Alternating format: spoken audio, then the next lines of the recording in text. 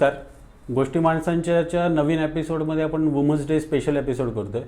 पण actually women's day special म्हणताना आपण खरं तर स्पेशालिटीकडे गेलं पाहिजे आणि रिअलिस्टिक आपण काही अप्रोच देतो या गोष्टी माणसांच्या चॅनलमध्ये. तर आज आपण वेगळा विषय पूर्ण घेऊन आलो आहेत. तर आपल्याकडे आज मनस्वी मॅडम आले आहेत की जे आज आपण बघतो समाजात. तर आपले काही गैरसमज आहेत काही गोष्टींबद्दल किंवा काही गोष्टींबद्दल आपल्या स्वतःच्याच मिथ्स आहेत किंवा आपण काहीतरी एक इमेज तयार करून ठेवली लोकांची. तर त्याचप्रमाणे आपण म्हणतो की समाजात मेल आहेत, फिमेल आहेत, तसे तृतीयपंथी पण आहेत. तर तृतीयपंथी याला संविधानाने पण हक्क दिलेले आहेत. आता लॉजमध्ये पण बरेच त्यांच्या काही घडामोडी घडलेल्या आहेत. तर त्याच्याबद्दल जाणून घेण्यासाठी आपल्याकडे आले आहेत मनस्वी मॅडम. मनस्वी मॅडम, आपलं स्वागत आहे. नमस्ते. तर मनस्वी मॅडमचा प्रवास किंवा रिअल आपण अप्रोच घेतला तर आत्तापर्यंत तृतीयपंथीयांबद्दल आपल्या डोक्यात काही इमेज आहे किंवा काय गैरसमज आहेत, आज हे पूर्ण आपण उलगडणार आहोत.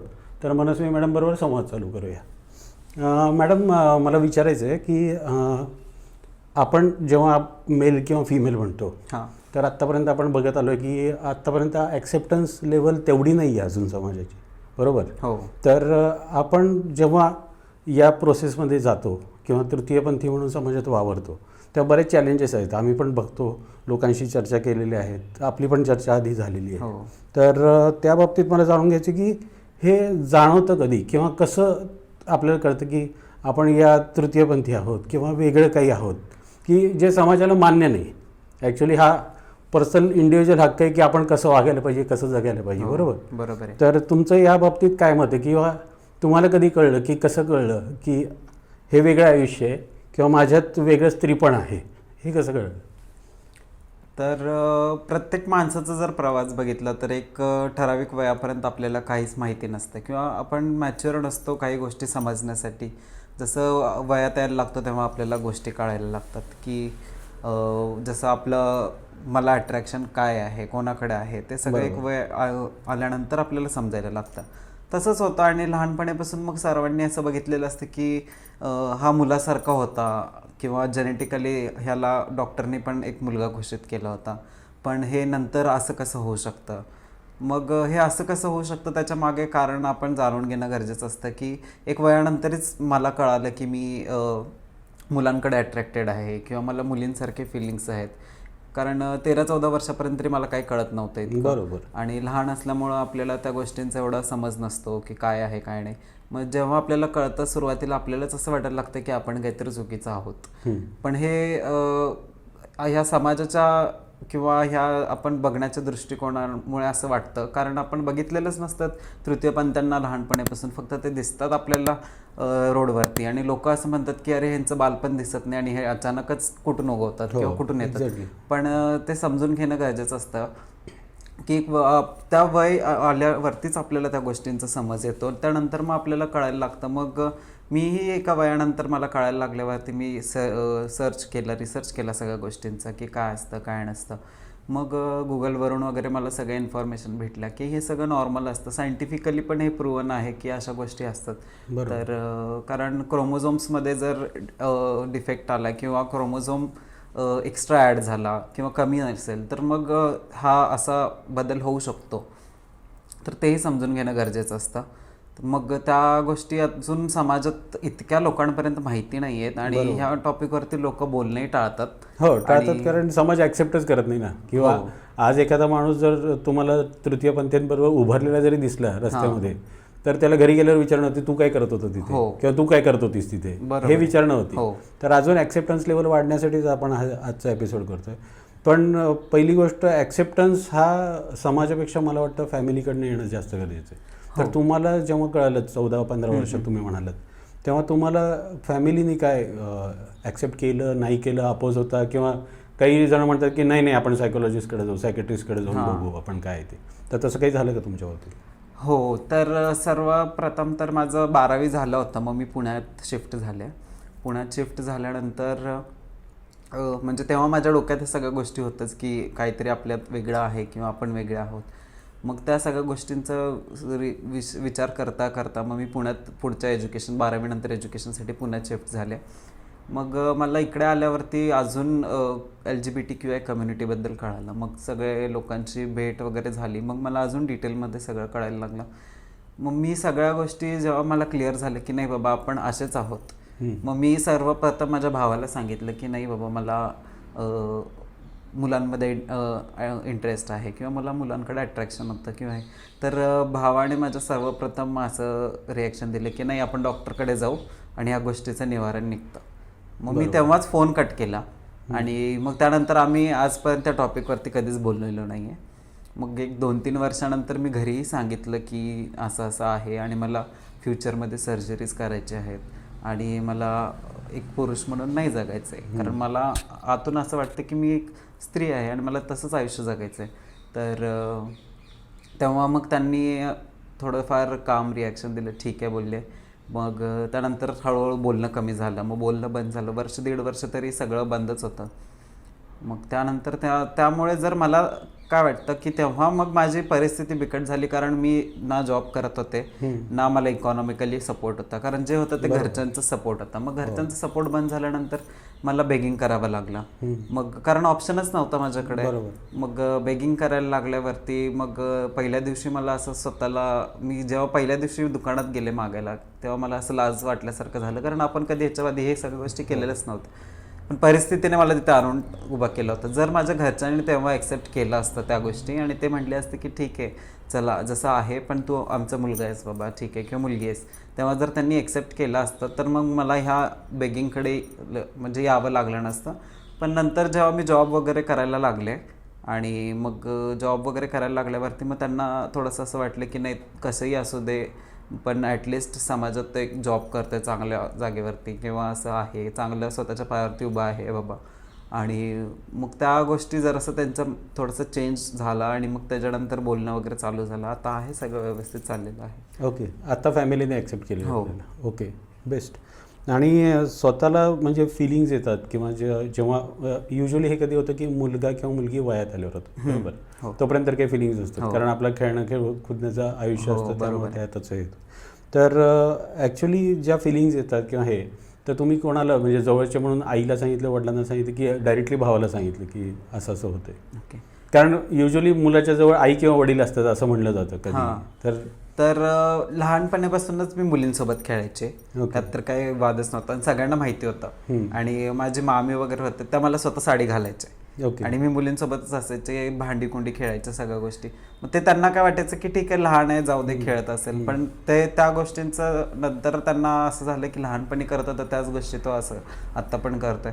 मग सर्वात पहिलं तर मी भावाला सांगितलं, मी जसं मागाशी सांगितलं भावाला पहिला बोलले, पण भावानं त्या गोष्टीला म्हणजे आपण डॉक्टरकडे बोलू वगैरे बोलल्यावरती मी तो विषय सोडून दिला होता. मग मी आईला सांगितलं ह्या सगळ्या गोष्टी अशा अशा आहेत. पण डॉक्टरांनी जेव्हा तुम्ही डॉक्टरकडे जाता किंवा बोलता या गोष्टी, आता डॉक्टर पण ॲक्च्युली सायंटिफिकली त्यांनी विचार करायला पाहिजे, बरोबर. तर सायकोलॉजिकली आधी समजवलं जातं की ते घरच्यांना समजवतं की आहे तसं ॲक्सेप्ट करा, इंडिव्हिज्युअल म्हणून जगू द्या त्यांना, बरोबर आहे. तर तुमच्या बाबतीत काय झालं की डॉक्टरांनी सांगितलं असं की नाही? कसा विषय झाला, मग मी माझ्या आईलाही समजून सांगितलं की ह्या सगळ्या गोष्टी मेडिकली पण प्रूव्हन आहेत. जर तुम्हाला कन्सल्ट करायचं असेल या गोष्टींबद्दल तर तुम्ही कुठल्याही डॉक्टरला तुम्ही कन्सल्ट करा किंवा तुम्ही मला सांगा, मी तुम्हाला डॉक्टरकडे घेऊन जाईल, तुमचं कन्सल्टेशन करेल की बाबा ह्या गोष्टी कशा असतात का असतात, तर तुम्हालाही त्या गोष्टींचं म्हणजे थोडंसं नॉलेज भेटेल, कारण कधी आपण बघितलेलंच नसतं. किंवा आता माझे आईवडील दोघंही शिक्षक आहेत, मग त्यांना कसं होतं की शाळेत मुलं येतात मुली येतात, पण त्यांनी लहानपणी असं कधी कुठलं ट्रान्सजेंडरला एका शाळेत बघितलेलंच नव्हतं ना, त्यामुळे त्यांनाही त्या गोष्टीचं माहिती नव्हती की कसं असतं काय असतं. मग त्या गोष्टी थोडंसं हे बदलण्याची गरज आहे, कारण लहानपणापासून आपण जर एज्युकेशन दिलं लहान मुलांना वगैरे की बाबा पुरुष स्त्री आणि एक ट्रान्सजेंडर म्हणून तिसरा घटक असतो आपल्या समाजामध्ये, तर मग बदल घडण्याची शक्यता आहे. कारण आपण एखाद्या 10 वर्षाच्या किंवा 15 वर्षाच्या मुलाला जर म्हटलं नाही बाबा असं तिसरा घटक पण असतो, तर तो लवकर ग्रास्प नाही करू शकत त्या गोष्टी. पण जर लहानपणापासूनच आपण जर एखाद्याला त्या गोष्टी शिकवल्या तर त्याला बघताना समाजात त्याला काही वेगळं नाही वाटणार की बाबा हा हे काहीतरी वेगळी व्यक्ती असं नाही वाटणार. मग तो थोडासा चेंज घडणं गरजेचं आहे. मग तसं माझ्या आईवडिलांनाही त्यांनाही त्या गोष्टींचं काही नॉलेज नव्हतं, त्यामुळं कसं मग त्यांना मी जेव्हा मेडिकली तुम्ही चेक करा हे करा, त्यांनी सुद्धा डॉक्टर्सशी कन्सल्ट केले, सगळं झालं. परत माझी मामी एक आहे, ती स्वतः पॉलिटिशियन पण आहे, मग त्या पुण्यातच असतात. ते मग त्यांना माहिती आहे की बाबा हे पॉलिटिक्समध्ये असल्यामुळे त्यांचं तृतीयपंथीयांशी बोलणं वगैरे व्हायचं, सगळा काही इव्हेंट्स किंवा काही प्रोग्राम वगैरे असतील त्या बाबतीत. तर मग त्यांनी माझ्या आईला समजून सांगितलं की कसंही असू दे, तो आपला मुलगा आहे, जाऊ दे, हे करून घ्या. मग त्या सगळ्या गोष्टी मग थोडंसं ब्रेन वॉश केलं माझ्या मम्मीचं, डॅडीचं. आता त्यांनी एक्सेप्ट केलं की ठीक आहे, जाऊ दे, ॲटलिस्ट आहे कसंही आहे, त्याचं आयुष्य चाललंय, जगू दे असं. त्यामुळे त्यांना काही वाटत नाही. बरोबर. पण जेव्हा तुम्ही आता वयात आल्यावर तुम्हाला कळलं किंवा तुम्ही घरच्यांनी तुम्हाला सांगितलं की आम्ही ॲक्सेप्ट नाही करू शकत, जेव्हा तुम्ही म्हणाल की बेगिंगची वेळ आली हे ते, आपण बघतो की रस्त्यामध्ये जाताना किंवा कधी जाताना एक टाळी वाजवून आशीर्वाद देणारे आणि पैसे असतील तर दे म्हणणारे आपण बघितले. ओके, आतापर्यंत आम्ही पण लहानपणापासून तेवढीच इमेज होती आमच्या. पण मोस्ट ऑफ द आणि 90% लोकांच्या मनात तीच इमेज आहे की बेगिंग करणारे आणि सिग्नलवर पण ते आशीर्वाद देणारे चांगली लोक आहेत की ज्यांचा आशीर्वाद खरंच फळाला येतो. तर काही लोक हेही मानतात की बायका की आपल्या समाजाच्या ह्याच्याकडनं, कम्युनिटीकडनं बांगड्या भरून घेतल्यावर पण आशीर्वाद मिळतो, बांगड्या मिळाल्या तर वगैरे. ही चांगली गोष्ट आहे, म्हणजे थोडी ॲक्सेप्टन्स लेवल आपण थोडीशी वर आली असं म्हणून, 5%, जास्त नाही. पण ह्यामध्ये जेव्हा तुम्ही समाजात एंट्री करता स्वतःला ॲक्सेप्ट करून की मी अशी आहे, आता मला असं आयुष्य जगायचं आहे आणि माझी इच्छा आहे, तर त्यावेळी समाजात पण चॅलेंज आहेत ना. कारण रात्रीच्या वेळी आपण बघतो हॅरेसमेंट पण होणार आहे पब्लिक आहे, दारू पिऊन मुलं छेड काढतात किंवा मुली छेड काढतात उलट्या. कारण ह्याच्यात पण मी ऐकले की ट्रान्सजेंडरमध्ये पण 2 कॅटेगरी आहेत की फिमेल टू मेल आणि मेल टू फिमेल. तर या दोन्हींची हॅरेसमेंट पण होते. तर मग त्याला कसं फेस केलं तुम्ही की हॅरेसमेंट झाली नाही, तुम्ही सुशिक्षित होतात त्यामुळे डायरेक्टली जॉबकडे वळलात, की हॅरेसमेंट होते ती दोन्ही साईडनी होते की एकाच साईडनी होते? कारण काही जण म्हणतात की नाही, आम्हाला रेल्वेत लुटलं गेलं किंवा आम्हाला इकडे तिकडे लुटलं गेलं, तसं पण होतं. पण ठीक आहे, नाण्याच्या दोन्ही बाजू. पण जास्तीत जास्त आम्ही हॅरेसमेंट जी बघतो ती रात्रीच्या वेळी किंवा संध्याकाळच्या वेळी, इव्हन सकाळच्या वेळी, दिवसा डवळ्या एखादी मुलगी पडली किंवा मुलीवर अत्याचार होत असेल तर 100 मुलं धावून येतील मदत करायला. ओके, पण तृतीयपंथावर अत्याचार होताना कोणी धावून येत नाही. मग ही ह्याच्या बाबतीत तुम्ही काय म्हणाल? तर असा माझ्यासोबत एक किस्सा घडला होता. मी मेडिकलमध्ये गेले होते, 9-10ची गोष्ट होती, रात्रीचे 9-10 वाजलेत. आणि त्या मेडिकलच्या इथे भाजीवाले वगैरे असतात, त्यामुळे तिथे कायम गर्दी असते, लोक असतात. मग मलाही तिथं दारू पिऊन मुलांनी अडवलं होतं. मग ना मी त्यांच्याशी बोलत होते ना, मी मास्क लावला होता, माझं मेडिकलमधून गोळ्या घेतल्या आणि ते येऊन मुद्दाम माझ्या गाडीवरती बसले. तर गाडीवर बसलं, मी त्यांना उठ दादा बोलल्यावरती. मग तो म्हटलं नाही, तुम्हाला ओळखते का, मी हे आहे, असं आहे, तसं आहे, असं तसं. मग मी म्हटलं ठीक आहे, म्हटलं मग आता मला जाऊ दे. मग त्याला काय प्रॉब्लेम झाला मला काहीच कळालं नाही, किंवा त्याचा मेल इगो हर्ट झाला की काय झाला, किंवा तो दारूच्या नशेमध्ये असल्यामुळे त्याला काहीच सुद्ध नव्हती. मग त्यांनी माझा फोन, गाडीची चावी वगैरे काढून घेतलं. मग तो जबरदस्ती मला थांबवून ठेवलं त्यांनी कितीतरी अर्धा-1 तास. मग मी तिथून कसं तरी फोन वगैरे हिसकावून पळून गेले, गाडी तिथंच लावली होती. त्या लोकांनी माझ्या बिल्डिंग खाली येऊन पण तमाशा केला, खूप बोलले. मग मी पोलीस कंप्लेंट केली. मग दुसऱ्या दिवशी त्यांना आणलं, सगळं झालं. मग त्यांच्या घरचे वगैरे पण आले होते. ते म्हटले मुलांचं आयुष्य खराब होईल, कंप्लेंट मागे घ्या हे. त्यामुळं मग तेव्हा पोलिसांनी त्यांना खूप मारलं, सगळं केलं. पण ते पोरं अजूनही तिथं बसलेले असतात, सगळीकडे असतात. मग ते माझा एक किस्सा झाला. पण असं खूप रोज येणारे जाणारे किंवा रस्त्यावरती जे मागायला जरी थांबलेले असतील तृतीयपंथी, तर एखादा असं असतंच की जो मुद्दाम खोड काढतो किंवा त्यांना हात लावणार किंवा छेडणार किंवा काय करणार किंवा धमकी देणार, असे लोक असतात. खूप त्रास देतात रोडवरती पण. आणि नॉर्मली जरी संध्याकाळचं आपण बाहेर पडलो तरी आजकाल मुली पण सेफ नाही आहेत. त्यामुळे ट्रान्सजेंडर तर खूप लांबची गोष्ट आहे. जर रस्त्यावरती एक ट्रान्सजेंडर रिक्षासाठी जरी थांबली असेल तरी तिला असं समजलं जातं की ती एक प्रॉस्टिट्यूट आहे किंवा सेक्स वर्कसाठीच तिथे थांबली. येणारे जाणारे मुलं विचारतात येतीस का, चल येणार का इकडे, असं तसं. म्हणजे हे खूप चुकीची गोष्ट आहे. तुम्ही डायरेक्टली कुठल्याही व्यक्तीला असं जज नाही करू शकत. आणि त्यामुळे खूप त्रास सहन करावा लागतो समाजामध्ये. मानसिकही आणि फिजिकल हॅरेसमेंट पण होते खूप वेळेला. खूप लोक आहेत आमच्या कम्युनिटीमध्ये, जवळजवळ 90% लोकांचं फिजिकली हे हॅरेसमेंट झालेलीच आहे, लहानपणी असू दे किंवा आत्ताही असते. तर त्याही गोष्टी खूप फेस कराव्या लागतात. ते समाजातले जे आत्ता जे मुलं आहेत किंवा यंगस्टर आहे, थोडे जे एज्युकेटेड आहेत, जे चांगल्या घरातले आहेत, त्यांना माहिती आहे की बाबा नाही असे घटक असतात किंवा ते लोक आजकाल खूप सपोर्टही करतात. पण काही स्लम्समधील असू देत किंवा काही नॉर्मल आपले ड्रिंक करणारे लोक असतील किंवा नशे करणारे लोक असतील, त्यांना सूद नसतेच, ते कोणीही जातणाऱ्या येणाऱ्या व्यक्तीला हे करतात.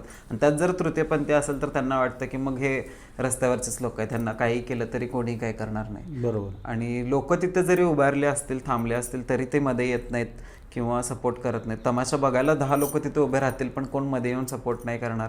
किंवा पोलीस स्टेशनमध्ये जरी गेलं तरी तिथे तुम्हाला पोलीसवालेही लवकर मोस्टली सपोर्ट नाही करत. आजकाल आहेत, अवेअरनेस आहे, सगळं आहे, पोलिसांनाही थोड्या गोष्टी माहिती आहेत, त्यामुळं करतात सपोर्ट. पण बहुतेकदा असं होतं की पोलीसवाले म्हणतात की तुम्ही लोकांनीच काहीतरी केलं असेल. मग हे जे आपला विचार आहे की बाबा तुम्हीच केलं असेल, मग तुम्ही हे कशावरून म्हणता? ह्याच्या मागे काहीतरी रिझन पाहिजे, लॉजिक पाहिजे. आता जर ती व्यक्ती आधी होतं, आता सेक्स वर्क करायचे मोस्टली लोक, ठीक आहे, त्या व्यक्तीकडे काम नाहीये, त्याला तुम्ही काम देत नाहीये समाजात, आणि किंवा त्याला तुम्ही समाजात रिस्पेक्ट पण देत नाहीये, मग त्या व्यक्तीने करायचं काय? स्वतःच्या पोटा पाण्यासाठी त्याने जायचं कुठे?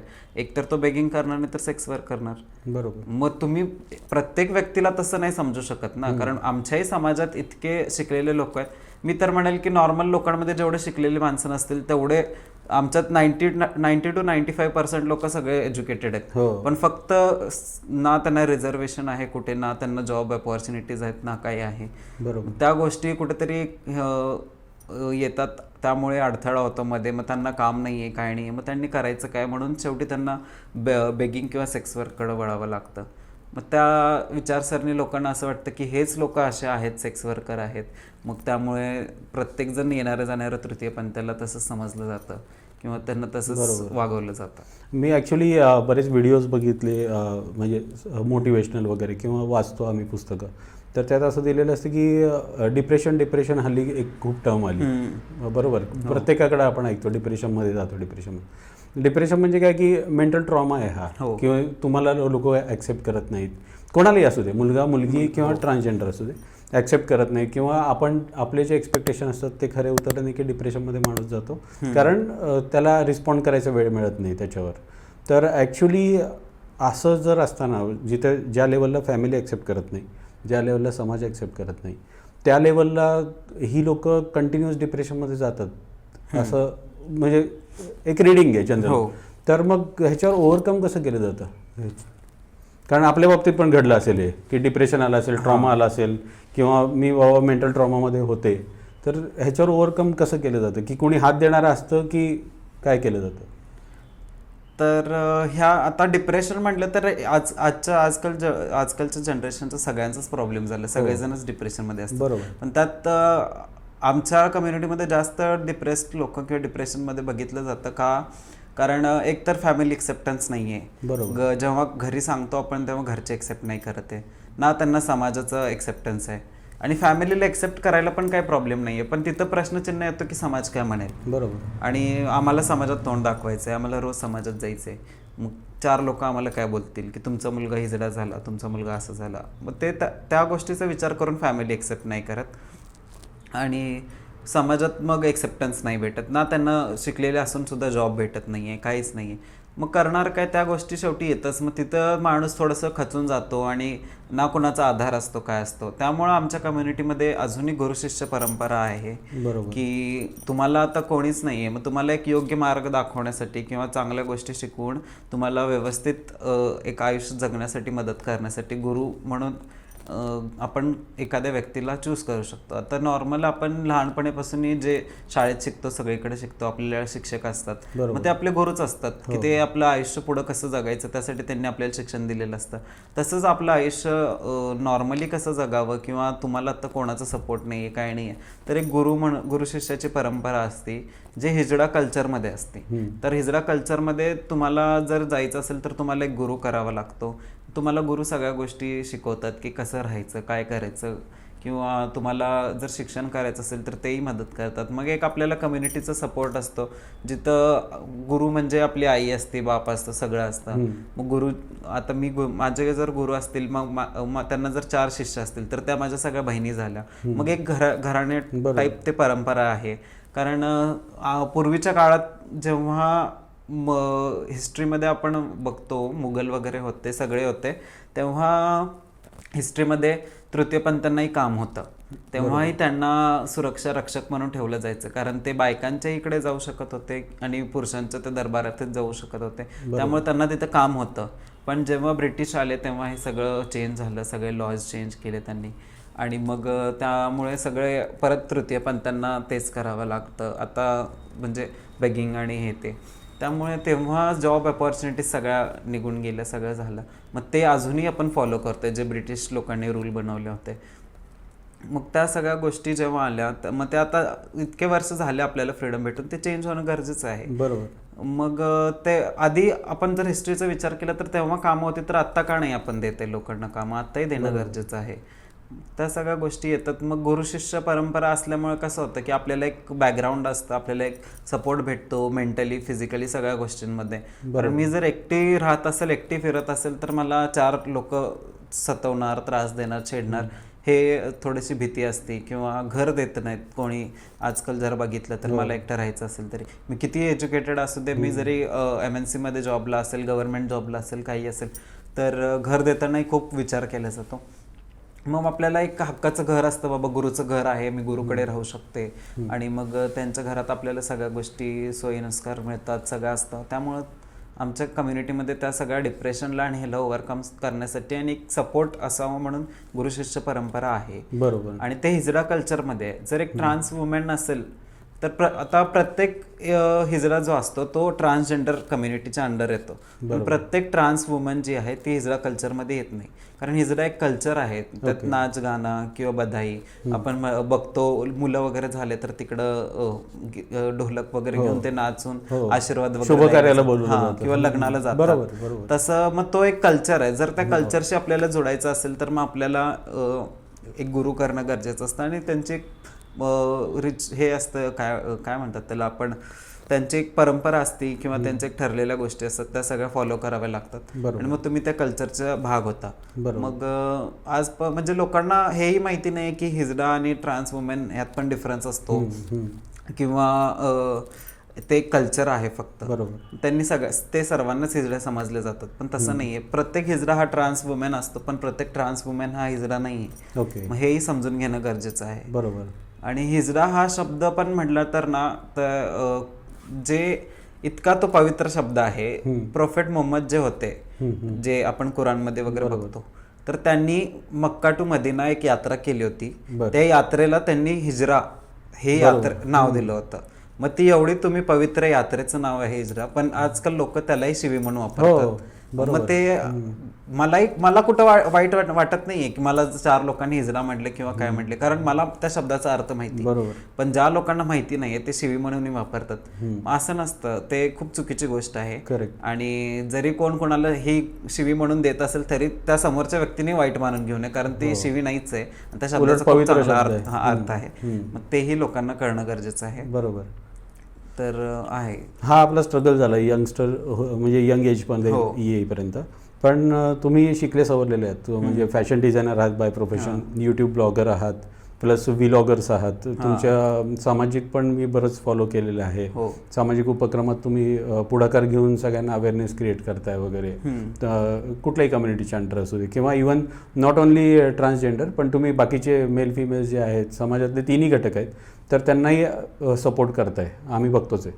तर हे करत असताना तुम्ही जेव्हा शिक्षण घेतलं ॲज अ फॅशन डिझायनर किंवा काही, तर जेव्हा तुम्ही बिझनेस म्हणून तुम्ही क्लायंटकडे जाता वगैरे, तर क्लायंट कसा ॲक्सेप्ट करतो, की ॲक्सेप्ट करतात की ठीक आहे ट्रान्सजेंडर असेल तरी मी माझे क्लोथिंग किंवा माझ्याकडे काही शुभकार्य आहे तर डिझाईन करून हवेत मला क्लोथ्स, किंवा रेग्युलर वेअर्सला, तर तुम्हाला तेवढा स्कोप मिळतो का?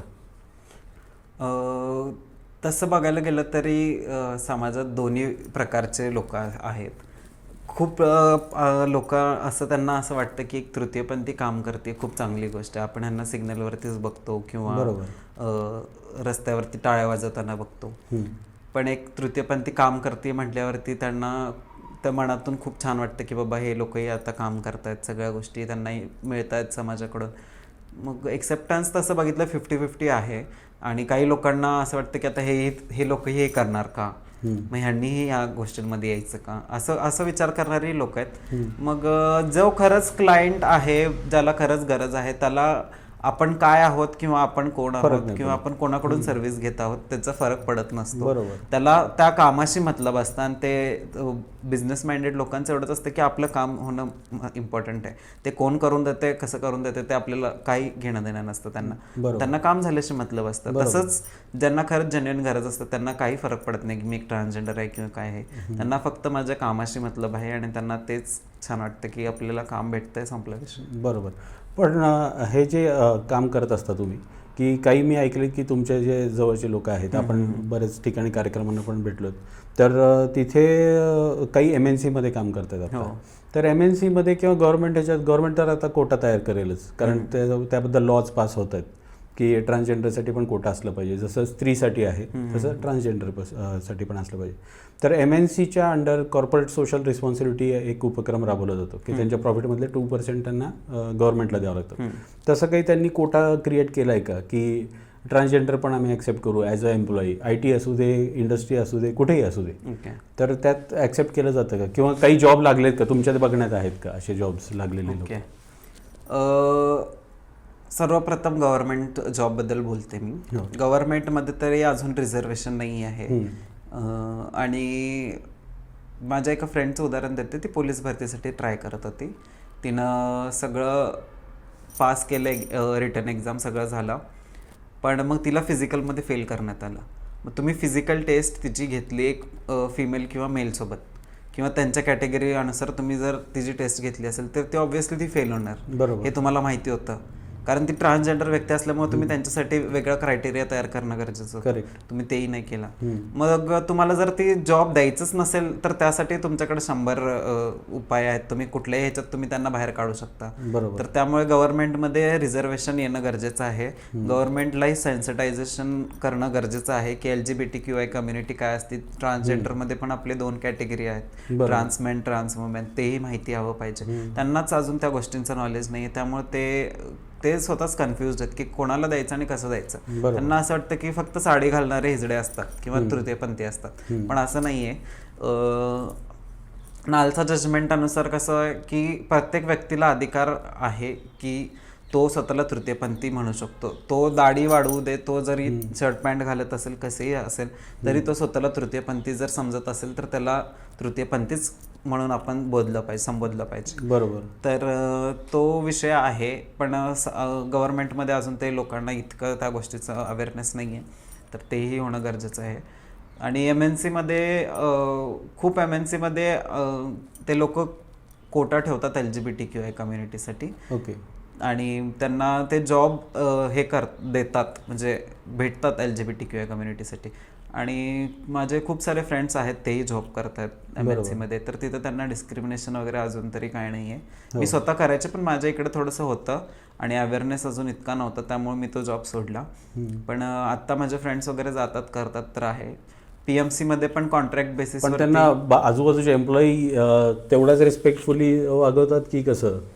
MNCमध्ये कल्चरच असतं ना, पण की तिथं त्यांचे पॉलिसीज पण असतात की तुम्ही कोणाला एकामेकाला हॅरेस नाही करू शकत किंवा त्यांची छेड वगैरे काढू शकत नाही. आणि आता लेटेस्ट गव्हर्नमेंटनं पण लॉ पास केलाय की तुम्ही तृतीयपंथींना त्यांची छेडछाड करू शकत नाही किंवा त्यांना त्यांची घृणा किंवा त्यांना काही बोलू शकत नाही किंवा त्यांना हिनवू शकत नाही. काही जर झालं तर त्या ऍक्ट अनुसार तुमच्यावरती कारवाई करण्यात येईल. तोही लॉ पास झालेला आहे आणि तो खूप चांगला लॉ आहे, कारण समाजात थोडंसं त्यामुळे लोकांना हे वाटेल की आपण ह्या लोकांना रिस्पेक्ट देणं गरजेचं आहे. तुम्ही म्हणता तसंच आहे, म्हणजे आजकाल स्त्रिया पण सेफ नाही आहेत. हा, मग तेच, स्त्रिया पण सेफ नाही आहेत, मग ट्रान्सजेंडर तर कुठे. मग आता हा लॉ पास झाला जवळ 1 महिना 2 महिने झाले असतील, पण हा लॉ पास झाल्यामुळे थोडेसे चेंजेस होतील आता इथून पुढे. आणि लोकांना म्हणजे जसं कळेल की हा लॉ पास झालाय किंवा आहे असं काहीतरी लॉ, तर समाज बदलेल त्यातून आहे थोडंसं. बरोबर. मला एक थोडंसं पर्सनल क्वेश्चन विचारायचं आहे. जसं आता तुम्हाला कळलं की माझ्यात बाई पण आहे, ओके, किंवा त्या फिलिंग्ज आहेत, ओके, त्याबद्दल एक मातृत्वाची पण फिलिंग असेल, बरोबर, तर तुम्हाला वाटत असेल की आपल्याला पण एखादं मूलबाळ असावं किंवा काही असावं की ज्याच्यावर आपण माया करू शकतो, बरोबर. जसं प्रत्येक माणसामध्ये प्रेम आहे, जसं प्रेम आपल्याला हवं असतं तसं द्यावं पण वाटतं ना कोणाला तरी, बरोबर. तर त्या ह्याच्यात तुम्हाला बाळ वगैरे अडॉप्ट करायला वगैरे परमिशन असते नसते, काय असतं? बाळ अडॉप्ट करायला परमिशन तर आहे, पण ट्रान्सजेंडर लोकांना आहे. जर तुम्ही लग्न केलं असेल किंवा तर ऑफिशियली तुम्ही मॅरिड असेल तर तुम्हाला त्याचं परमिशन भेटते ट्रान्सजेंडर लोकांना. ओके. आणि दुसरी गोष्ट म्हणजे आई म्हणून जगण्यासाठी असं नाही आहे की आपल्याला स्वतःचं मूल असावं किंवा काय, बरोबर. तर त्यामुळे आमच्या कम्युनिटीमध्ये गुरुशिष्य परंपरा असते. मी ते सांगितलं. आता मी जर माझा शिष्य केला तर मी त्याला माझ्या मुलाप्रमाणेच प्रेम करणार शेवटी, कारण मला स्वतःचं मूल तरी होऊ शकत नाही. त्यामुळे मग मी त्या व्यक्तीवरती, त्या माझ्या मुलीवरती, जे माझं शिष्य असेल त्याच्यावरती एका मुलाप्रमाणेच प्रेम करणार. बरोबर. आणि मग तिथे आपल्या मातृत्व किंवा आपल्या आतली जी आई असते ती बाहेर निघते आणि मग ते सगळा सांभाळ करण्याचं सगळं स्वतःची रिस्पॉन्सिबिलिटी स्वतः आपण घेतो, मग त्या मुलाची आपण घेतो, बरोबर. आणि मग तिथं आपलं आई पण बाहेर येतं.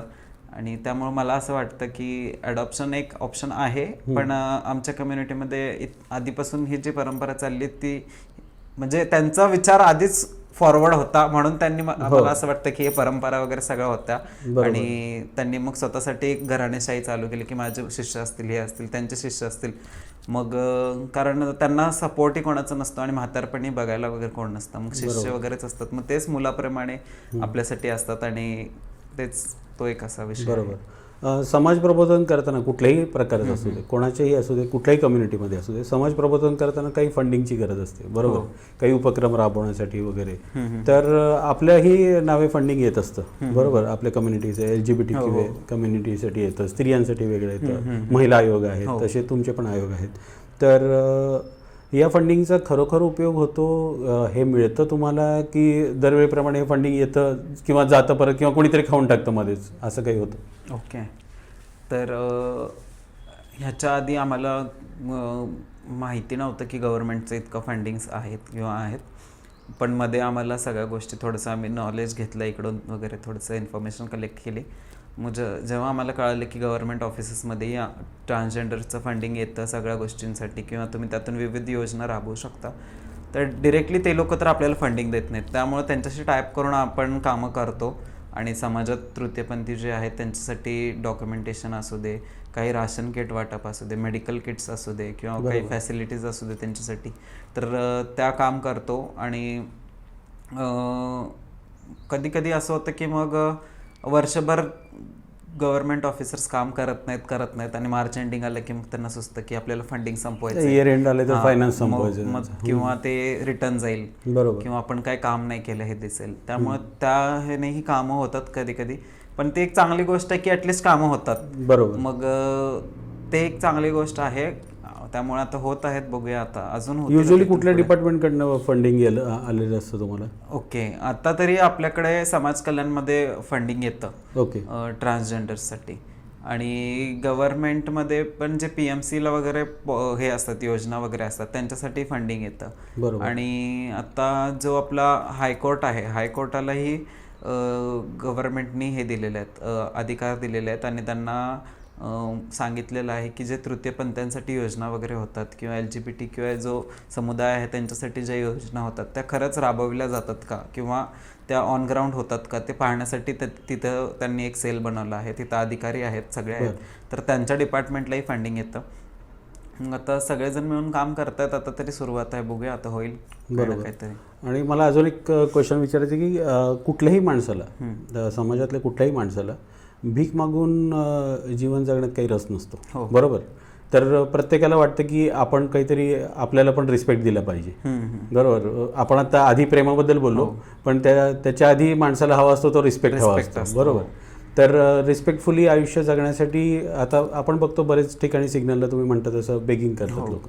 ते परिस्थितीमुळे असेल बरोबर. की घरची पॉकेट मनी बंद झाली बाबा, कारण घरच्यांनी अचानकपणे ॲक्सेप्टन्स बंद केला किंवा दुसरा वे आउटच नाही आहे, समाज ॲक्सेप्ट करत नाही, जॉब मिळत नाही त्यामुळे.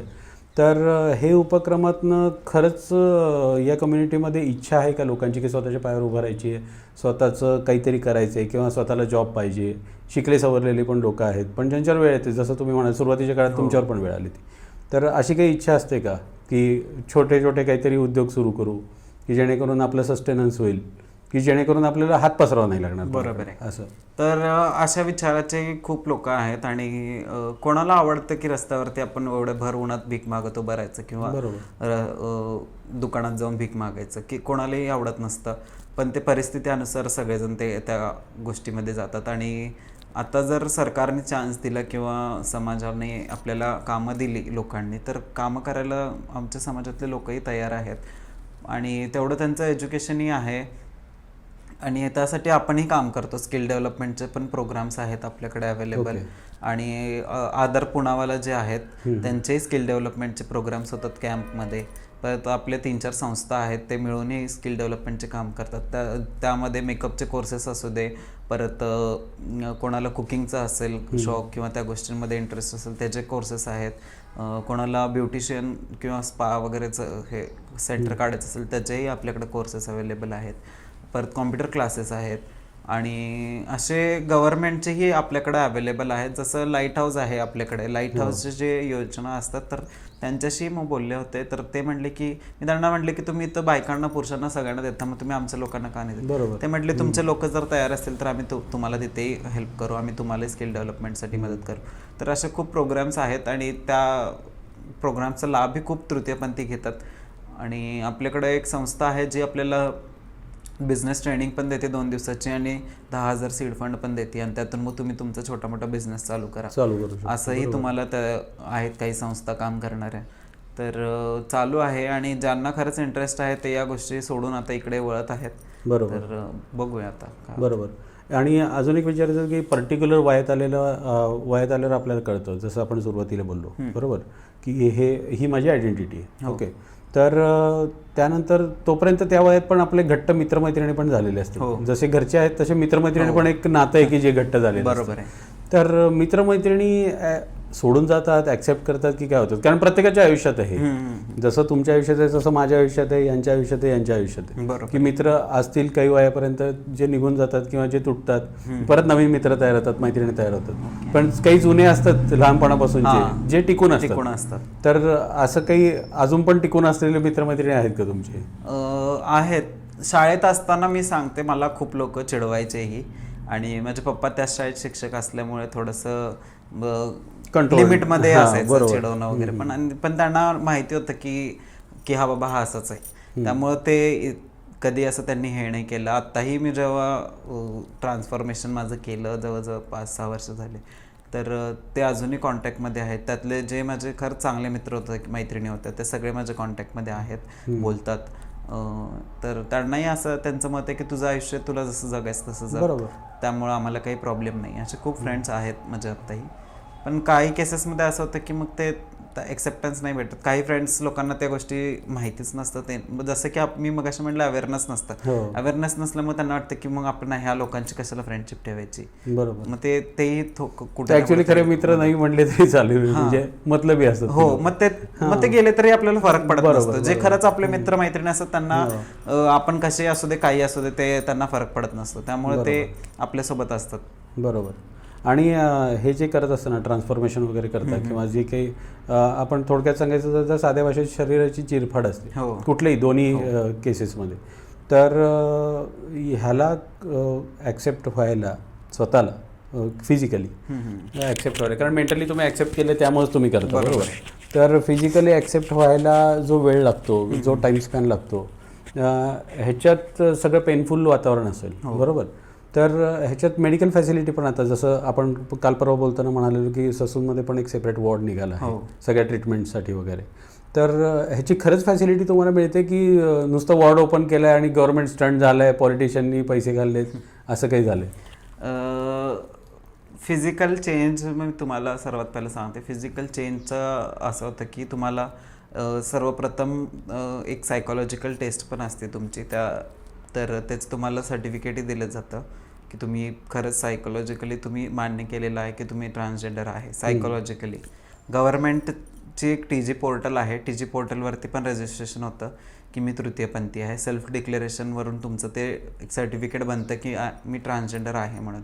तर कुठलाही व्यक्ती जाऊन तिथे ट्रान्सजेंडर म्हणून सर्टिफिकेट नाही काढू शकत ना, बरोबर, कारण जो खरंच असेल तो काढणार. तेही तुमचं झालं, गव्हर्नमेंटचं झालं, पर सायकोलॉजिकल झालं. फिजिकल करत असताना तुम्हाला मग हॉर्मोन्स घ्यावे लागतात, परत सर्जरीज असतात, टॉप सर्जरी असू दे, बॉटम सर्जरीज असू देत, सगळ्या सर्जरीज येतात. परत त्या सगळ्या करण्यासाठी खूप टाईम पण जातो आणि त्यात आपल्याला सहनही खूप करावं लागतं, कारण फिजिकली इतक्या सर्जरीज आणि इतके सगळे हे हॉर्मोन्स वगैरे घेताना त्रास होतो आणि चेंजेस होत असल्यामुळे थोडंसं शरीरात पण बदल होत असतात, त्यामुळे तेही थोडेसे प्रॉब्लेम येतात. मग त्यामुळे स्वभाव पण थोडासा चेंज होत जातो, चिडचिडा होतो, कारण शारीरिक इतके चेंजेस होत असल्यामुळं मेंटली पण त्या गोष्टींचा थोडासा फरक पडतो. तर चिडचिडा स्वभाव व्हायला लागतो. परत आपलं काय म्हणायचं त्याला, मूड स्विंग्स व्हायला लागतात, असं होतं. त्या काही गोष्टी असतात. आणि सरकारी आपलं जे सासूनमध्ये हॉस्पिटल जे निघालेलं आहे तिथे अजून सर्जरीज वगैरेचं त्यांनी हे नाही केलेलं, फॅसिलिटी नाही दिलेली आहे. आणि बाकी सगळे जे ट्रान्सजेंडरसाठी जे आपल्या नॉर्मल लोकांना जे फॅसिलिटीज आहेत, जसं की कॅन्सरचे पेशंट्स असू देत, परत normal sugar, BP, accident cases असू दे, काही असू दे, तर त्या सगळ्या सुविधा आपल्याला ससूनमध्ये आत्ता अवेलेबल आहेत. आणि वॉर्ड फक्त त्यांनी सेपरेट का केलं की कारण तृतीयपंथी एखादा असेल तर त्याला फिमेल वॉर्डमध्येही थोडंसं अनकम्फर्टेबल होतं, मेल वॉर्डमध्येही अनकम्फर्टेबल होतं. मग त्यामुळं ट्रान्सजेंडर वॉर्ड म्हणून त्यांनी तो सेपरेट 25-30 बेडचा काहीतरी वॉर्ड आहे तो सेपरेट वॉर्ड बनवलेला आहे की त्यांना ॲडमिट तिथं केलं जाईल. पण त्यांची ट्रीटमेंट जिथं आता मला कॅन्सरचे ट्रीटमेंट घ्यायची असेल तर कॅन्सरच्या विभागमध्ये ते घेऊन जातात, तुम्हाला ट्रीटमेंट देतात, परत तुमच्या वॉर्डमध्ये आणून सोडतात. ओके, डे केअर इकडे चालतो पण ट्रीटमेंट तिकडेच होती. आणि ते सगळं मग आहे आणि तिकडे स्टाफही आहे. पण अजून मी 3-4 वेळा गेले, 3-4 वेळा पेशंट्सना भेटायला ससूनमध्ये, पण तिकडच्या स्टाफलाही अजून अवेअरनेस नाही आहे. बरोबर. आणि तो जो स्टाफ त्यांनी हायर केला त्यात मला असं वाटतं की तुम्ही तिथं जर तुम्हाला खरंच तृतीयपंथी वॉर्ड म्हणून तो घोषित करायचा असेल त्या स्टाफमध्ये तुम्ही ट्रान्सजेंडर नर्स वगैरे ठेवा, डॉक्टर पण, जर एम्प्लॉयमेंट पण मिळेल आणि खरंच खऱ्या अर्थानं त्या वॉर्डचं नाव जे तुम्ही ट्रान्सजेंडर वॉर्ड ठेवलं तेही होईल. आणि जे तिथे पेशंट्स येतील तेही अजून कम्फर्टेबल राहतील. बरोबर, की एक फिमेल किंवा मेल हे नर्स किंवा डॉक्टर असण्यापेक्षा तिथे एखादा ट्रान्सजेंडर डॉक्टर ओपनली सांगू पण शकतात ना काय होतंय काय नाही. आणि तो समोरच्या व्यक्तीलाही समजून घेण्यात थोडंसं प्रॉब्लेम नाही येणार जर तो स्वतः त्या कम्युनिटीला बिलॉंग करत असेल तर तोही इझिली त्या गोष्टी हँडल करू शकतो. पण तेही थोडंसं अजून होणं गरजेचं आहे सगळ्या गोष्टी. तर तेही आम्ही बोललेलो आहोत आता, तर बघू ते काय होत आहे चेंजेस वगैरे. तर टीमची वगैरे पण फॅसिलिटी मिळते का तुमच्या याच्यात? कोणाची ट्रीटमेंट झाली आहे तुमच्या डोळ्यात देखत होतीये बाबा, ट्रीटमेंट मिळतीये, फॅसिलिटी? तर फॅसिलिटीज तर ते देतात, पण कधी कधी असं होतं की मग आता एक रिसेंट केसमध्ये कॅन्सर पेशंट होता, तर त्यांनी इकडे बॅग लावली होती कारण ते किमो वगैरे चालू होतं, त्यामुळे त्याला इथे पाठीला गाठ आली होती म्हणून ॲडमिट केलं आणि नंतर मग ते कॅन्सर डिटेक्ट झालं, त्यामुळे लॅट्रिनला वगैरे प्रॉब्लेम होत होता, त्यामुळे त्यांना तिथे बॅग लावली होती. मग त्यांना महिनाभर ठेवलं तिथं, त्यांचे हे सगळे चालू होते ट्रीटमेंट्स वगैरे, किमोथेरपी वगैरे चालू होती. आणि मग त्यांना इंद्रायणी हॉस्पिटलला जावं लागायचं आळंदीला किमोसाठी, कारण ससूनमध्ये आपल्याकडे किमोथेरपी नाही आहे आणि फ्रीमध्ये जे आहे तर ते इंद्रायणीवाले द्यायला तयार होते. मग पण तिथं विषय असा व्हायचा की ना तर ट्रान्सजेंडरला ना तिच्या घरचे कोणी होते, ना कम्युनिटीमधले कोण तिचे शिष्य असतील किंवा गुरु असतील, कोणीही नव्हतं, ती एकटीच होती. मग एकटी असल्यामुळं मग तिला ते सगळं होत नव्हतं, एकतरी एवढं सगळं ते शारीरिक त्रास कॅन्सरमुळे सगळं. आणि तिथून तिथं जायचं म्हटलं तर मग ॲम्ब्युलन्सचा तिला डेलीचा खर्च यायचा 1100-1200 रुपये. मग तेही त्यांनी फ्री थोडेसे सर्व्हिसेस तिथं देणं गरजेचं होतं. 1-2 वेळा आम्ही गेलो संस्था वगैरे मिळून की बाबा तुम्ही त्यांना द्या, मग त्यांनी 1-2 वेळा दिले, पण ते सारखं त्या गोष्टीसाठी ते नकार देत होते. मग त्यामुळे तिला तिकडे इंद्रायणीला शिफ्ट करून तिथंच किमोसाठी देण्याचं काम चालू केलं. मग ते काही गोष्टी आहेत की त्याही अजून म्हणजे हे आता जसं त्यांनी ठेवणं गरजेचं होतं तर त्यांनी नाही ठेवलं. ऍक्सिडेंट केस होती तर तिला 2-3 दिवसात डिस्चार्ज देऊन दिला रिकव्हरीच्या आधीच. आणि पेपरमध्ये न्यूजही छापली होती की तृतीयपंथी वॉर्ड रिकामा. आणि त्यात त्यांनी पॉझिटिव्हली पण लिहिलेलं आहे सगळ्या गोष्टी की बाबा आम्ही सज्ज आहोत, कधी जर आले तृतीयपंथी किंवा काही प्रॉब्लेम झाला तर आमच्याकडे आहेत. पण अजून अवेअरनेस नसल्यामुळं किंवा लोकांना अजून जास्त माहिती नसल्यामुळं, आमच्या लोकांमध्येच जास्त माहिती नसल्यामुळं अजून पेशंट्स वगैरे येत नाहीत. पण संख्या पण आमची अशी खूप रेशो कमी आहे नॉर्मल लोकांना बघितलं तर. मग आजारी पडणारे पण त्यातले थोडेच असणार. मग तुम्हाला महिन्याला 7-8 केसेस तर इतकेच तुम्हाला हँडल करावे लागतील. पण ते तुम्हाला तेवढंच पेशंट जातात तिथे आताही. जर खरंच काही नसेल आणि तिथं जाऊन ऍडमिट होऊन काय उपयोगच नाही ना. कोणी तिथं जाऊन कशाला ऍडमिट होईल. म्हणजे ज्यांना खरंच गरज आहे ते जातात, घेतात ट्रीटमेंट आणि आहे ते वॉर्ड अजून करतात काम वगैरे. हे जे ह्युमिलिएशन किंवा हॅरेसमेंट म्हणतो आपण, ते रस्त्यावरचे तर म्हणजे ते पब्लिक वेगळंच असतं की जे ट्रान्सजेंडर लोकांना हॅरेस करतं वगैरे, ते काही सुशिक्षित नसतात. पण काही सुशिक्षित ठिकाणी पण आपण जेव्हा जातो किंवा काही एन्जॉयमेंट, आता एन्जॉयमेंट जसं लाईफ जगणं आहे त्यात एन्जॉयमेंट हा एक पार्ट आहे. तर एन्जॉयमेंटला पण बाहेर इकडे तिकडे जातो आपण. तर तिथे पण ह्युमिलिएशन होतं सुशिक्षित लोकांकडून किंवा अत्याचार होतात की असं काही नाही आहे, तिथे ॲक्सेप्ट केलं जातं?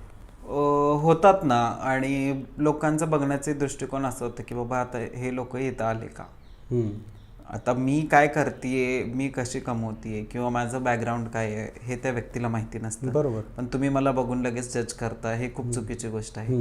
तुम्ही माझ्याशी कधी बोलला आहात का किंवा मला कधी विचारलंय का की मी काय करते बाबा, माझ्या मागे काय आहे, किंवा त्या सगळ्या गोष्टींचा तुम्ही कधी विचार केलेला का? नाही केलेला. तुम्ही डायरेक्टली फक्त जज केलं. आणि मग हॉटेलमध्ये थोडंसं कधी कधी डिस्क्रिमिनेशन होतं आणि प्रॉब्लेम्सही होतात कारण टॉयलेट वगैरे पण नाही आहेत अजून ट्रान्सजेंडर लोकांसाठी. आणि फिमेल वॉशरूममध्ये गेलं तरी काही बायका वगैरे त्रास देतात की तुम्ही इथं नाही यायचं वगैरे, मग मेलमध्ये तर जाऊ शकत नाही. तर तेही प्रॉब्लेम येतो. आणि गव्हर्नमेंटच्या ह्याच्यात पण खूप जागी आपलं हे नाही आहेत टॉयलेट्स वगैरे. जसं आता टॉयलेटचा मुद्दा निघाला म्हणून मी सांगते, गव्हर्नमेंटच्या सगळ्या ऑफिसेसमध्ये अजून टॉयलेट्स वगैरे नाही आहेत. रोडवरती पण गव्हर्नमेंट टॉयलेट्स जे असतात तिथेही फक्त मेल फिमेलच आहे, ट्रान्सजेंडरचं अजून काही केलेलं नाही. तर पार्टी वगैरे जर आपण म्हणले किंवा आपण एन्जॉयमेंटसाठी वगैरे बाहेर कधी गेलो तर तिकडे होतं हॅरेसमेंट. आणि कधी कधी तिकडचा स्टाफही आपला हे नसतो, कोऑपरेटिव्ह नसतो किंवा ट्रान्सजेंडर फ्रेंडली नसतो म्हणता येईल. तर त्यांना थोडंसं कधी तेव्हाही इश्यूज होतात क्रिएट, कधी वाद होतात मग त्या गोष्टींवरून, किंवा ते लोकही हाडजोड करतात. तर होतं कधी कधी. पण तुम्ही जसं म्हणता की रेशो ऑलरेडी कमी आहे, बरोबर. तर रेशो कमी असताना पण तुम्ही शिकून सवरून आता कम्युनिटी सुधारते की शिकतायत लोक, डिग्री घेत आहेत, सगळं करतात. तर ही लोक चांगल्याच ठिकाणी जॉबला पण असतील काही ठिकाणी किंवा स्वतःचा बिझनेस करत असतील, बरोबर. तर ती आयडेंटिटी जसं पुरुष किंवा स्त्रीकडे बघून, एका पेहनावाकडे बघून किंवा त्याच्या लाईफस्टाईलकडे बघून कळतं की हा बाबा वेल सेटल्ड आहे किंवा ही बाबा वेल सेटल्ड आहे, चांगल्या फॅमिलीत नाही. तसं तुमच्याकडे बघून पण कळतं की चांगल्या फॅमिलीत नाही, सुशिक्षित आहेत. म्हणजे असं नाही ना की दिवसभर बेगिंग केले आणि तेच पैसे घेऊन पार्टीला गेलोय, असं तर होत नाही, बरोबर. तुम्ही कमवताय, काहीतरी बिझनेस करताय किंवा जॉब करताय, त्यातनं सॅलरी येते तुम्हाला. तर तशी कोणी विचारपूस करत नाही का तुमची की बाबा तू, किंवा बघितल्यावरच कळतं, जसं म्हणतो आपण फर्स्ट लुकमध्ये कळतं की हे चांगल्या व्यवस्थित कम्युनिटीतले. तर तसं काही वागणूक मिळते की दरवेळी हॅरेसमेंट नाही? असतात ना समाजात. मगाशी पण बोलले की चांगले लोक असतात आणि वाईट लोकही असतात. पण ट्रान्सफोबिक जर असेल तर तुमच्या अपिअरन्सला तिथं काहीच फरक नाही पडत. तुम्ही किती चांगले राहा, तुम्ही कसे राहा, पण तो समोरचा व्यक्ती जर ट्रान्सफोबिक असेल तर तो तुम्ही ट्रान्सजेंडर आहे म्हणून तो त्या गोष्टीला घाबरून असेल किंवा त्या गोष्टीवर त्याला ते मेंटली असं होत असेल की नाही ही व्यक्ती इथं नको आहे, मग ते होतं त्या गोष्टी. त्यामुळे अपिअरन्सला काही हे नाही आहे की तुम्ही कसे राहता किंवा तुम्ही व्यवस्थित वेल लुक्ड किंवा वेल स्टाईल्ड तिकडे गेला असेल, काय गेला असेल, तर त्या गोष्टीचा फरकच पडत नाही मग तिथे त्या माणसासमोर. कारण त्यांनी त्याची जी मेंटॅलिटी आहे त्यांनी किंवा त्याचं जे विचार आहेत त्यांनी ते ठरवून ठेवलेले असतात की हे लोक असेच असतात, बरोबर. मग हे लोक असेच असतात म्हणजे तिथे चेंज नाही लगेच नसतं होत ना. बघितलं त्या व्यक्तीला खूप त्यासाठी काउन्सिलिंग करण्याची गरज आहे, त्याला सगळ्या गोष्टीची माहिती देणं गरजेचं, मग त्या व्यक्तीचं विचार थोडेसे चेंज होतील, ते लगेचच नाही होत. आणि काही जागी असं होतं की मग बघितल्यावर त्यांचे तोंड वाकडे होतात आणि पण जर आपण इंग्लिशमध्ये वगैरे त्यांच्याशी बोललं तर मग त्यांना कळतं नाही की बाबा हे लोक शिकलेले आहेत किंवा चांगले आहेत. असं थोडंसं मग तेव्हा थोडंसं चेंज होतं लगेच त्यांचं बिहेवियर, थोडा acceptance वाढायला वाढतो. असं होतं की नाही हे जरा शिकलेले आहेत, चांगले घरचे दिसत, असं बरोबर होतं. ते थोडंसं फरक पडतो त्या गोष्टींमध्ये. बरोबर. युजली म्हणजे लहानपणापासून किंवा ज्या वयात कळतं, लहानपणापासून तर कोणाला कळत नाही, पण ज्या वयात कळतं त्या वयात युजली ऑब्झर्वेशन असं असतं मुलांचं, मुलींचं तर म्हणजे तो पार्ट येत नाही, पण मुलांचं ऑब्झर्वेशन असतं की युजली ट्रान्सजेंडर हे सेक्स वर्कर जी कम्युनिटी आहे वेगळी अजून महिलांची, तर त्यांच्याबरोबर जास्त दिसतात किंवा त्यांच्या वस्तीच्या आसपास ह्यांच्या राहणी असते, स्लम एरियात राहणारे म्हणतात, चांगल्या एरियात नाही. तर असं काही कनेक्शन आहे का नक्की, की का हा अजून एक वेगळा गैरसमज आहे सगळ्या समाजाचा की सेक्स वर्कर बरोबर ट्रान्सजेंडर असतात साईड आजूबाजूला कुठेतरी? आता समाजातील घटक तुम्ही समजा की तुम्ही मला बाहेरच काढलेला आहे समाजातून, माझ्या कम्युनिटीच्या लोकांना तुम्ही समाजातून बाहेरच काढलेलं आहे, बरोबर. त्याच नजरेनं तुम्ही एका सेक्स वर्करला बघता, करेक्ट, बरोबर आहे. हो. मग शेवटी आम्ही कुठं आलो, दोघं एकाच लेवलवरती आलेलो आहोत, बरोबर. आणि आम्ही कधीच भेदभाव करत नाही कोणासोबतही. आम्ही सगळ्यांची त्याच एकाच पद्धतीनं बोलतो, एकाच ट्यूनमध्ये बोलतो, एक व्यवस्थित सगळे कोणी असू दे, आम्हाला मॅटर नाही करत. आणि आमच्या कम्युनिटीमध्ये मी एक सांगू इच्छिते, चांगली गोष्ट आहे की आमच्या कम्युनिटीमध्ये पण कधी जातीभेद केला जात नाही. तुम्ही फक्त तुम्ही एक तृतीयपंथी आहात, हीच तुमची जात असे ठरवलं जातं. तुम्ही गेल्यावरती तुम्हाला ना कधी कोण विचारणार तुम्ही कुठल्या जातीचे आहात, ना तुम्ही कुठल्या धर्माचे आहात, कधीच विचारलं जात नाही. करेक्ट.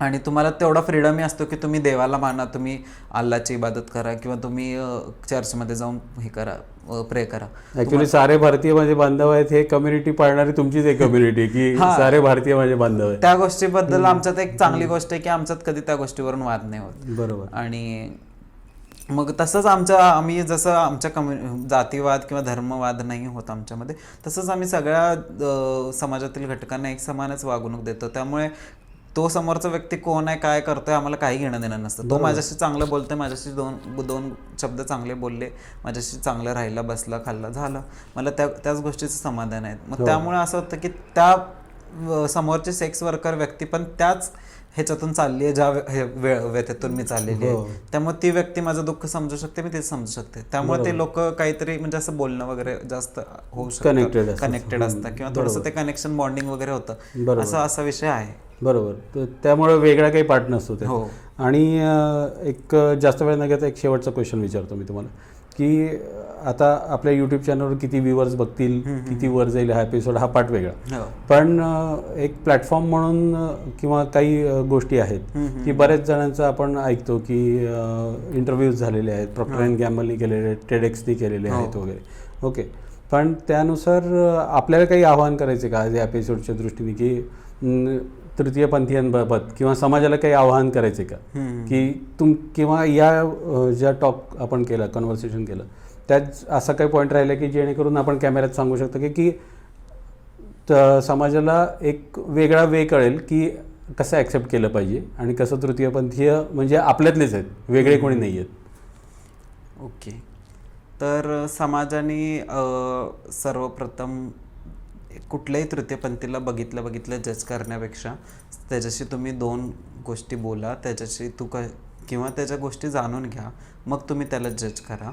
दुसरी गोष्ट म्हणजे तुम्ही दरवेळी आपण सिग्नलवरती बघतो ते पैसे मागतात, हे करतात, ठीक आहे, एखाद्या वेळेस तुम्ही पैसे नाही दिले पण दोन प्रेमाचे शब्द जरी तुम्ही त्यांच्याशी बोललात तरी त्यांना इतका आनंद भेटतो की ते पैसे मिळालेलाही त्यांच्यासमोर आनंद काही नसतो, बरोबर. तर तुम्ही सर्वप्रथम त्यांच्याबद्दल जाणून घ्या आणि मग तुम्ही त्यांना जज करा आणि त्यांनाही एक ह्युमन बिईंग म्हणूनच बघा, असं मला वाटतं. आणि सर्वजण समान आहे तर समानता आपल्याला भारतीय संविधानाने सगळ्यांना समान अधिकार दिलेले आहेत, तर समाजातही तुम्ही सर्व लोकांना समानतेनं बघा आणि त्यांनाही माणूस म्हणून माणसासारखं जगू द्या, बरोबर. एवढंच मला वाटतं. आणि एक जाता शेवटचा प्रश्न, हा आता आपण वुमन्स डे स्पेशल रिलीज करतो एपिसोड, तर तुमचं वुमन डेचा काय प्लॅन आहे ॲज अ वुमन? वुमेन्स डेला मे बी आम्ही सगळ्या संस्था मिळून ट्रान्सजेंडर लोकांचा काहीतरी कार्यक्रम करू नक्कीच, असं. कारण रिसेंटली तुमची दगडूशेठच्या इथे पण मतदानाच्या रिलेटेड एक रॅली झाली, तर मतदानाचा हक्क बजावा वगैरे त्याशी रिलेटेड, तर असे तुम्ही समाज जागृत करणारे पण उपक्रम राबवता, रॅलीज काढता वगैरे, बरेच बघितलेत मी.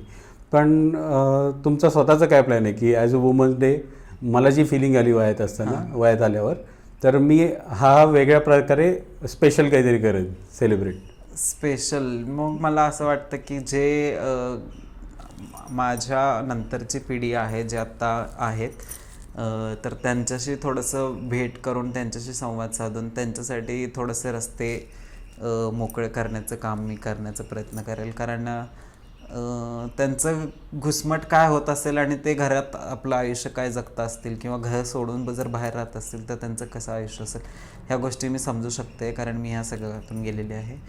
तर त्यांच्याशी बोलून मी माझा थोडा तो दिवस साजरा करेल, म्हणजे त्यांनाही थोडंसं चांगलं वाटेल आणि त्यांच्यातली थोडीशी ती बाई पण किंवा त्यांच्या आतली जी बाई आहे ती बाहेर पडेल आणि ते खुश होतील, मी खुश होईल. बरोबर. आणि पालकांना काही आवाहन करायचं का तुम्हाला, की कारण कुठलीही ट्रान्सजेंडर हे जन्माला येतं ते आईच्या पोटीच येतं, बरोबर? तर पालकांना काही आवाहन करायचं का जेव्हा मुलगा किंवा मुलगी सांगेल की मला मुलीविषयी किंवा मुलाविषयी फिलिंग्स आहेत, तर त्या कशा ॲक्सेप्ट केल्या पाहिजेत, किंवा त्या ॲक्सेप्ट करून तुम्ही पुढे चला? तुमचं मूल शेवटी आई वडिलांना स्वतःचं मूल आहे, तर त्याच्याबद्दल अटॅचमेंट आणि मुलाला पण आई वडिलांबद्दल अटॅचमेंट, तर त्याबद्दल तुम्ही काय सांगाल, की पालकांना आवाहन कसं कराल की तुम्ही करा ॲक्सेप्ट आहे ते? कारण एकटं पडणं काय असतं ते तुम्ही भोगलंय सगळं, त्यामुळे.